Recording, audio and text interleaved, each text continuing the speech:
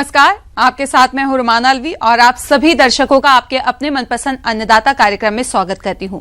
किसान माटी से समृद्ध होते हैं, वे मिट्टी से सोना उपजाते हैं, अपने श्रम से संसार का पेट भरते हैं और मौसम के बदलते मिजाज को पहचान कर अपने कार्य में लगातार जुटे रहते हैं। ऐसी भारतीय किसानों को खेतीबाड़ी से जुड़ी हुई बहुत सी नई लाभकारी जानकारी देने के लिए हर रोज सुबह हम आपके साथ आते हैं। तो चलिए कार्यक्रम शुरू करने से पहले देखते हैं क्या है आज के अन्नदाता में। प्रदेश के किसानों को अब आसानी से प्राप्त होंगे टिश्यू कल्चर से तैयार केले के पौधे।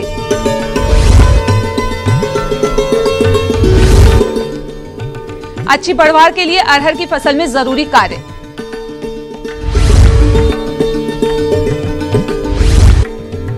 अच्छी पैदावार के लिए गन्ने की फसल में किए जाने वाले जरूरी कार्य।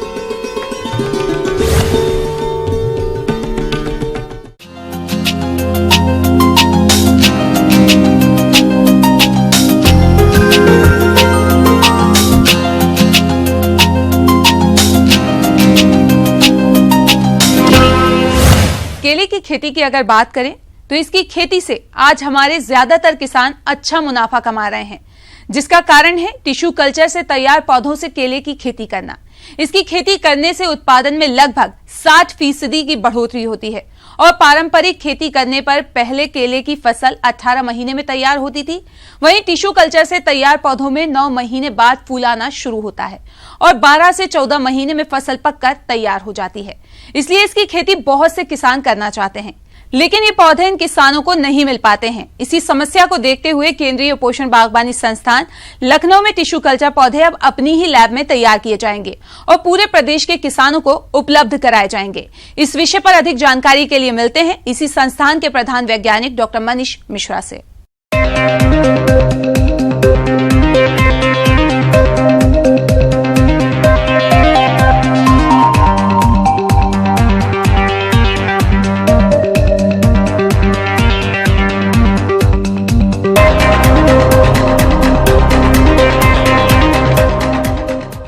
कि केले का प्रवर्धन या मल्टीप्लिकेशन दो तरह से होता है। एक तो पुत्ती द्वारा होता है। पुत्ती में समस्या यह है कि एक तो पुत्ती से अगर आप पौधा लगाते हैं तो लगभग 18 महीने का समय लगता है, यानी कि समय बहुत ज़्यादा लगता है। और अगर आप टिश्यू कल्चर का प्रयोग करते हैं तो आपको 12 महीने लगते हैं, यानी कि लगभग 6 महीने की कमी एक तो हो गई, पहली बात।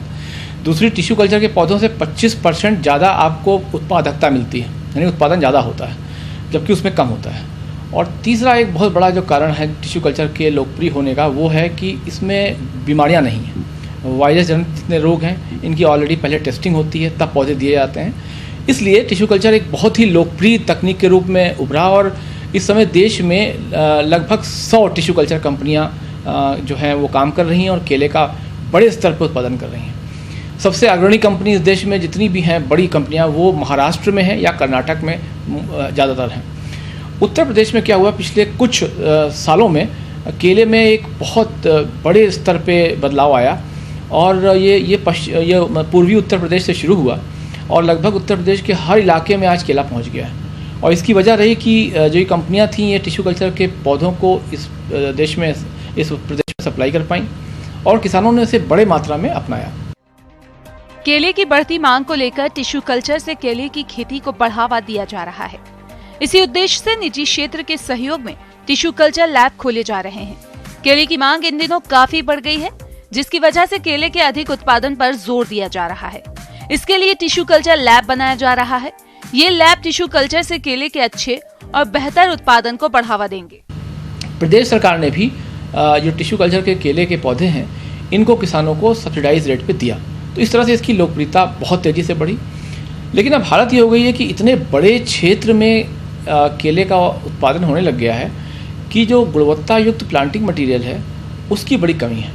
तो अभी हो क्या रहा है कि महाराष्ट्र से और कर्नाटक से, कुछ मात्रा में जो है वो आंध्र प्रदेश, तमिलनाडु से, गुजरात से, वहाँ से टिश्यू कल्चर के केले के पौधे उत्तर प्रदेश में लाए जा रहे हैं। चूँकि ट्रांसपोर्टेशन कॉस्ट बहुत ज़्यादा है, इसलिए वो बड़े महंगे पड़ते हैं यहाँ पर आकर के।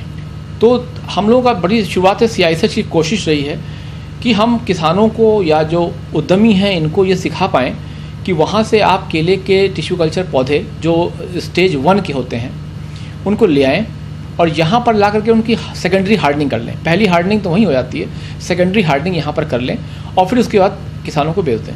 वो पौधे प्रति पौधा अगर आप टिश्यू कल्चर कंपनी से ख़रीदते हैं तो 6 रुपये का पड़ता है। यहाँ पर हार्डनिंग करने के बाद वो पौधा वो लगभग 16 रुपये में बेच लेते हैं, यानी तकरीबन 10 रुपये का मार्जिन होता है।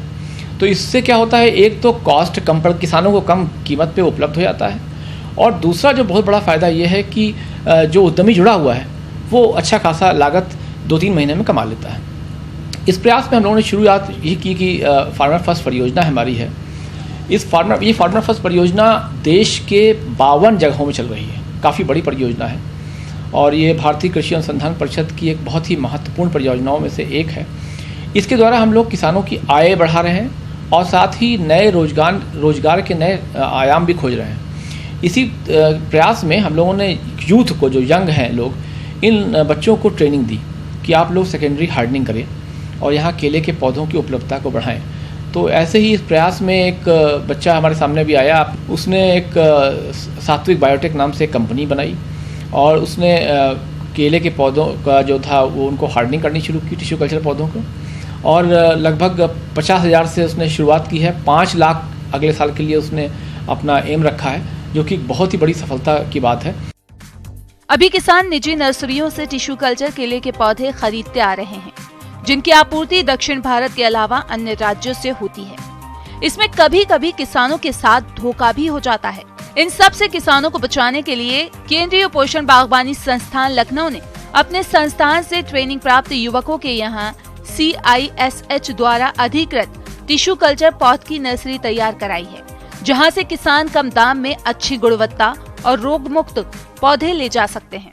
इसकी तैयारी हम लोग ने लगभग 2 महीने पहले करी थी चालू। पहले शेड नेट बनवाना था, फिर उसके बाद इसका ऑर्डर देना होता है, तो ये ऑर्डर लेते हैं वो लोग, फिर इसकी सप्लाई होती है। लगभग 15 से 30 दिन के बाद सप्लाई देते हैं, 1 मंथ के बाद सप्लाई देते हैं। और चीज़ तो बहुत अच्छी है, मतलब I tried for first time, मैंने ऐसा ट्राई किया है, लेकिन ये है कि आसान कोई चीज़ नहीं होती है। मन में तो नहीं आया, गाइडेंस थी सर लोगों की CISH में, मैंने वहाँ ट्रेनिंग के लिए गया था, तो वहाँ से गाइडेंस मिली मनीष सर से, डायरेक्टर सर से, दामोदरन सर से। तो हम लोग ने वहाँ से जो है इसको ट्रिगर आउट किया कि ये चीज़ काफ़ी अच्छी है, we can make out money from it, तो वहाँ से ट्रिगर आउट हुआ। इस नर्सरी में खास कई सारी चीज़ें हैं। जहाँ से हम पौधे लेते हैं वो जगह खास है, क्योंकि हम ऐसे पौधे लेते हैं जिसमें बहुत सारे रोगों का निवारण वहीं पे हो जाता है। हमें जो पौधे मिलते हैं वो बहुत उत्तम क्वालिटी के होते हैं। फिर जब हम नर्सरी में इसको लगाते हैं तो हम CSR बायोटेक्नोलॉजी का इस्तेमाल करते हैं, जिससे इनमें रोग आते नहीं हैं। और जब ये पौधे बड़े होंगे और किसान इनको लगाएगा तो भविष्य में भी इनमें रोग लगने की प्रतिशत बहुत कम होता है, तो पौधे स्वस्थ होते हैं, किसान को आउटपुट ज़्यादा अच्छा मिलेगा। फार्मर फर्स्ट प्रोग्राम के अंडर हम लोगों ने इस प्रोग्राम को स्टार्ट किया है, इस प्रोजेक्ट को स्टार्ट किया है। हम जो भी प्लांट्स यहाँ लगाते हैं उनको बहुत हाइजीनिक कंडीशन में रखते हैं। इसके लिए हमने यहाँ पे इंसेक्ट नेट और शेड नेट लगा रखा है। CSR बायो का जो हम इस्तेमाल करते हैं उससे हमारे पौधे अच्छी तरीके से डेवलप होते हैं। हम पौधों की रेगुलर सॉर्टिंग करते हैं और ये प्रून करते हैं उनको, और ये मेंटेन करते हैं कि अच्छी क्वालिटी वाले पौधे एक साथ बने रहें हमारे पास। क्योंकि हम CSR बायो टेक्निक यूज़ करते हैं तो बीमारी की जो परसेंटेज होती है ऑलरेडी बहुत ज़्यादा कम हो जाती है, तो हमारे पौधे ज़्यादा अच्छे और बढ़िया होते हैं इस वजह से। केंद्रीय उपोषण बागवानी संस्थान लखनऊ के प्रधान वैज्ञानिक डॉक्टर मनीष मिश्रा ने बताया कि संस्थान बहुत पहले से टिश्यू कल्चर पर काम कर रहा है और यहाँ पर टिश्यू कल्चर केले के पौधे तैयार भी किए जाते रहे हैं। लेकिन अभी हमारे पास कोई बड़ा लैब नहीं था, जिसके कारण हम टिश्यू कल्चर पौधे किसानों को उपलब्ध नहीं करा पाते थे।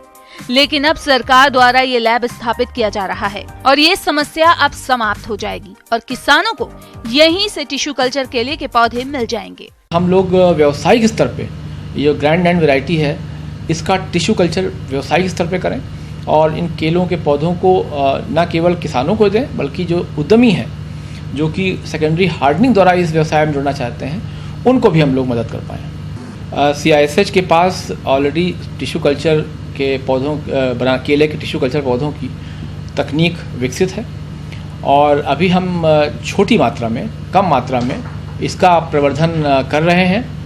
लेकिन चूँकि संसाधनों की कमी चलते एक व्यावसायिक स्तर पर इसको हम लोग नहीं ले जा पाए, तो इसके लिए हम लोगों ने एक परियोजना RKVY को सबमिट की।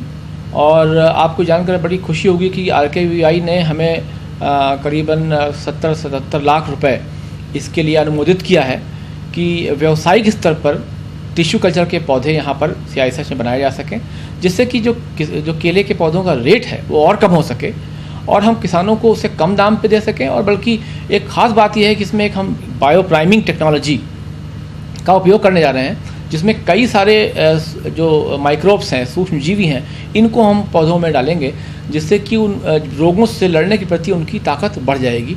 तो ये एक नई तकनीक के उपयोग से और व्यावसायिक स्तर पर जब हम केले के टिश्यू कल्चर पौधों को CISH उपलब्ध कराएगा, तो मेरा ऐसा मानना है कि इस क्षेत्र में काफ़ी विकास होगा, तरक्की होगी और केले की खेती को बहुत बढ़ावा मिलेगा। प्रदेश के जिन किसानों ने जून या जुलाई में अरहर की बुआई कर दी थी, उनकी फसल अभी बढ़वार की शुरुआती अवस्था में है और यही वो अवस्था है जब फसल में सबसे ज्यादा खरपतवार आते हैं और साथ ही हानिकारक कीट और रोगों का प्रकोप भी होता है। ये सभी कारक फसल की बढ़वार को बाधित करते हैं। अगर किसान समय रहते इनकी रोकथाम के उपायों को नहीं अपनाएंगे तो फसल पूरी तरह से बर्बाद भी हो सकती है। इसलिए फसल की इस अवस्था में आप कौन कौन से प्रबंधनों को अपनाएं, इस बारे में जानकारी दे रहे हैं कृषि वैज्ञानिक डॉक्टर देवेंद्र कुमार।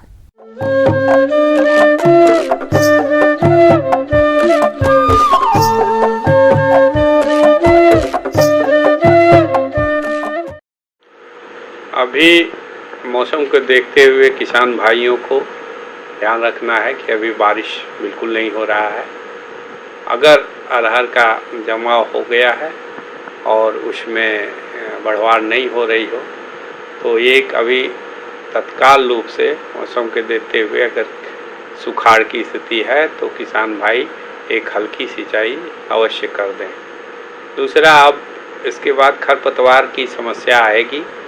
खरपतवार में जो किसान भाई प्रारंभिक दौर पर पेंडिमेथिलीन का उपयोग किए हों, उनके लिए अभी कोई आवश्यकता नहीं है, मगर जो नहीं किए हैं और जिसके में घास हो, ज़्यादा घास हो गए हो और घास कुल के हों, चौड़ी पत्ती के नहीं, घास कुल के ज़्यादा हो, जैसे वन बजरा है या दूब है या और कोई इस तरह के सकरी पत्ती वाले घास हैं, तो उन किसान भाइयों को एक दवा आती है क्विजलोफाफ-इथाइल। इसकी मात्रा 75 से 100 ग्राम प्रति हेक्टेयर इसकी एक्टिव इंग्रेडिएंट की मात्रा होती है, जो कमर्शियल के रूप में 5% के रूप में ये टर्गा सुपर या अन्य के नाम से मिलता है। तो इस हिसाब से ये प्रति एकड़ 1 लीटर या प्रति हेक्टेयर 2.5 लीटर के आसपास इसकी दवा की ज़रूरत पड़ती है। जिसको प्रति एकड़ के हिसाब से अगर दवा छिड़क रहे हैं तो ये प्रति एकड़ 1 लीटर जो कमर्शियल बाज़ार में उपलब्ध है उसका 200 लीटर पानी में घोल के छिड़काव करना चाहिए। छिड़काव का समय सुबह 9 बजे से 11 बजे तक। छिड़काव के समय ध्यान रखना है कि उस समय तेज़ हवा नहीं चल रही हो। और छिड़काव के लिए जो नोजल यूज कर रहे हैं वो फ्लैट फैन नोजल या कट नोजल का यूज करें, जिसका कि प्रेशर नीचे की तरफ होता है। और ये भी ध्यान रखें कि ज़्यादा से ज़्यादा घास पर उसका छिड़काव हो। उसमें आप अर्थिंग करने के लिए, अर्थिंग उसमें निकौनी करने के लिए या तो हैंडहो का उपयोग करके, या अगर छोटे किसान हो खुरपी कर सकते हैं खुरपी से, और नहीं तो अगर और बड़े किसान हो, ज़्यादा खेती हो, तो पावर वीडर उपलब्ध हो तो उसके मदद से बीच में इंटरकल्चरिंग ज़रूर कर देना चाहिए 30-35 दिन के फसल के लिए। इस वक्त और कोई शस्य क्रिया की आवश्यकता नहीं होती है। किसान भाइयों, अभी अरहर की फसल में रस चूसक कीट, जेसिड, फुदका आदि का प्रकोप है, जो कि पौधे के कोमल भागों का रस चूसकर हानि पहुंचाते हैं। साथ मोज़ेक जैसे भयंकर रोग वाहक कार्य भी करते हैं। इन्हीं कीटों में से दूसरा कीट है पत्ती लपेटक। ये कीट कोमल पत्तियों को आपस में लपेट देता है तथा अंदर ही अंदर पत्तियों को खाता रहता है। और आइए अब चर्चा करते हैं अरहर की फसल में इनके नियंत्रण की। अगर पत्ती लपेटक कीट इस समय दिखाई दे, इसमें पत्तियां फोल्ड हो जाती हैं और उसी के बीच में लार्वा अपना प्रौढ़ मक्खी अंडा देती है, जहां से वो कीड़े बनते हैं और वो पत्तियों को खाते हैं। तो पत्ती लपेटक कीट के आक्रांत हो, उसमें इमिडाक्लोपरिड का आधा ml 1 लीटर पानी में घोल के स्प्रे करने से वो कीट मर जाता है। अगर इमिडाक्लोपरिड न मिले तो उसके जगह पर आप डाइक्लोरोभास का भी आधा ml प्रति लीटर के दर से और प्रति एकड़ करीब 150 लीटर पानी का छिड़काव करना चाहिए। अभी यही क्रियाएं पर्याप्त होती हैं। जॉन डियर अन्नदाता हेल्पलाइन निशुल्क फोन संपर्क सेवा के माध्यम से आपके द्वारा पूछे गए प्रश्नों में से 1 या 2 महत्वपूर्ण प्रश्न हम अपने कार्यक्रम में शामिल करते हैं। इसी के तहत आज का चयनित प्रश्न और उसका जवाब इस प्रकार है। निःशुल्क अन्नदाता हेल्पलाइन में आज हमने जिस प्रश्न को शामिल किया है उसे पूछा है लतीफपुर सहारनपुर के रामशरण यादव ने। आपने गन्ना की फसल में किए जाने वाले प्रबंधनों पर जानकारी चाहिए है तो इसके लिए देखिए कार्यक्रम का यह अंश।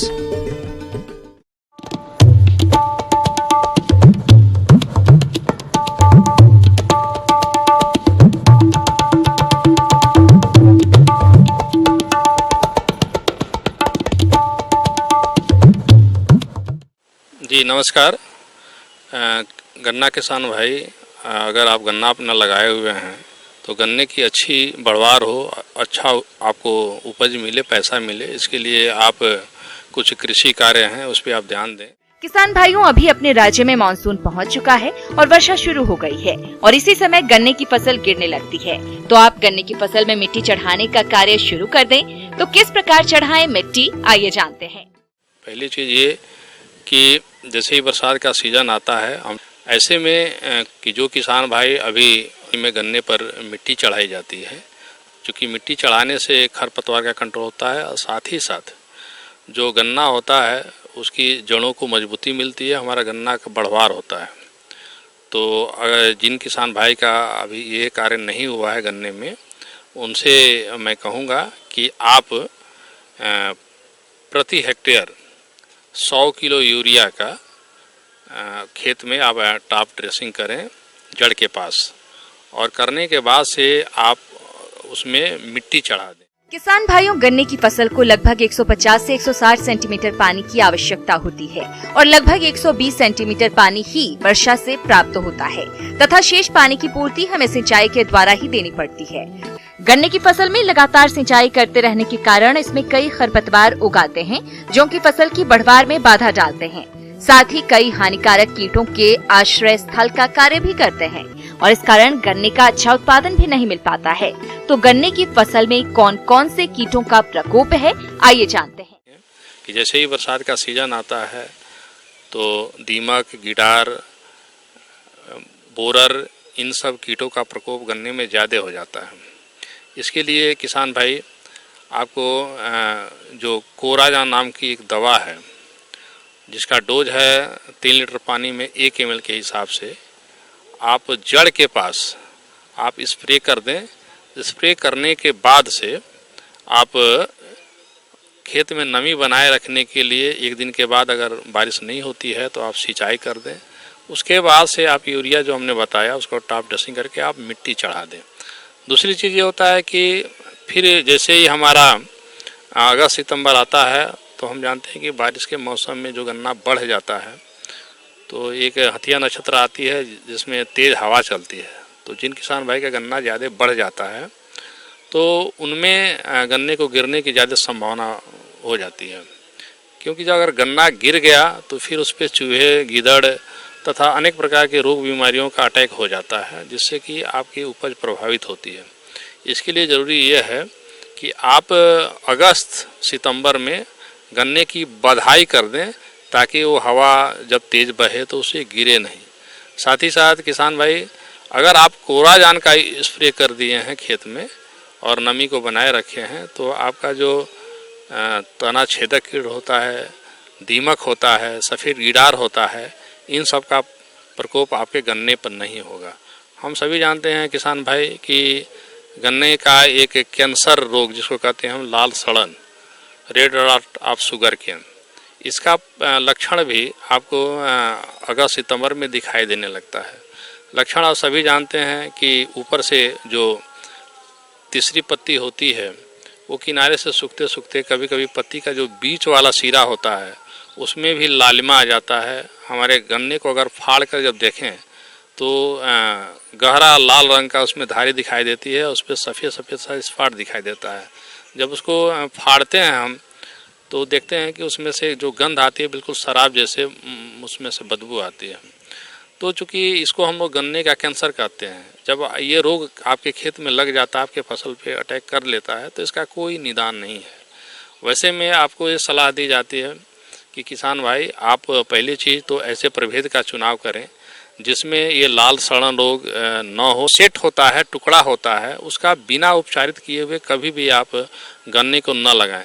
साथ ही साथ ये ध्यान रखें कि जिस खेत में अगर ये बीमारी लग गया हो तो वहाँ से का जो गन्ना है उसका कभी भी आप बीज के रूप में प्रयोग न करें।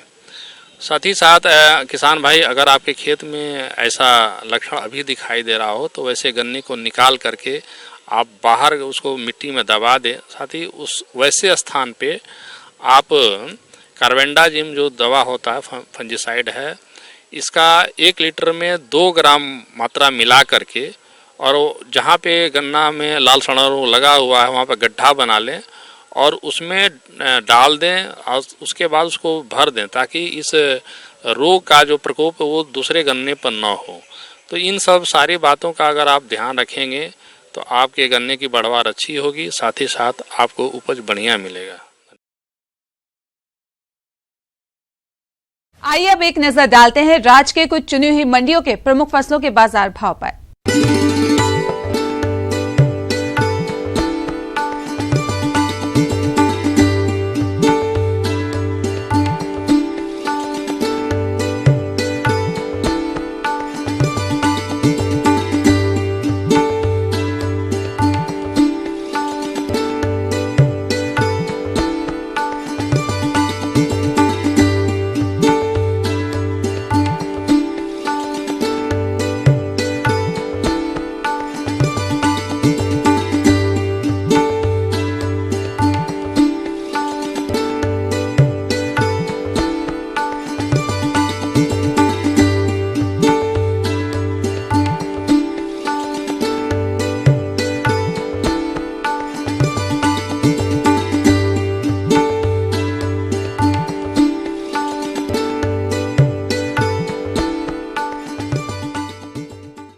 हम ये उम्मीद करते हैं कि आज का कार्यक्रम आप सभी दर्शकों के लिए उपयोगी रहा होगा। किसान भाइयों, अन्नदाता आपकी सेवा के लिए संकल्परत है। कृषि संबंधी समस्या और सुझावों के लिए आप हमें इस पते पर संपर्क कर सकते हैं।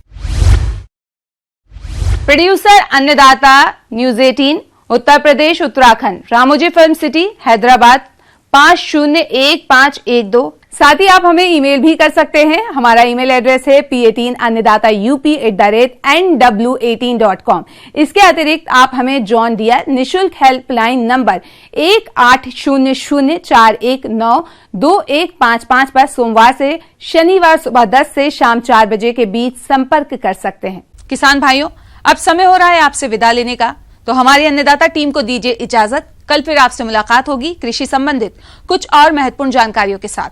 नमस्कार।